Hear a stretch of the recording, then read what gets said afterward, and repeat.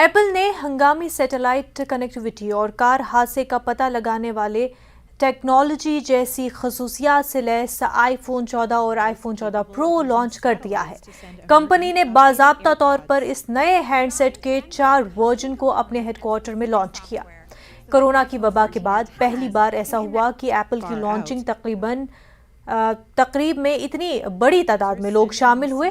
آئی phones کی نئی series کے علاوہ ایپل نے دنیا کے سامنے ایک اور نئی چیز متعارف کرائی، اسپورٹس ویریبل واچ الٹرا۔ اس لانچنگ ایونٹ میں لوگوں کی توجہ خاص طور پر نیکسٹ جنریشن کے آئی فونز، واچ اور ایئر پوڈ پروڈکٹس پر تھی۔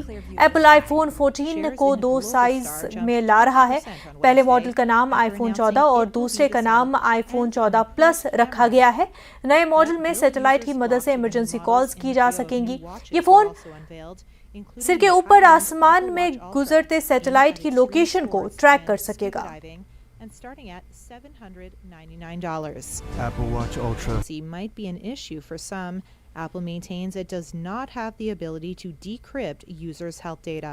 14 Plus. Apple CEO Tim Cook led the charge Wednesday, unveiling new iPhone models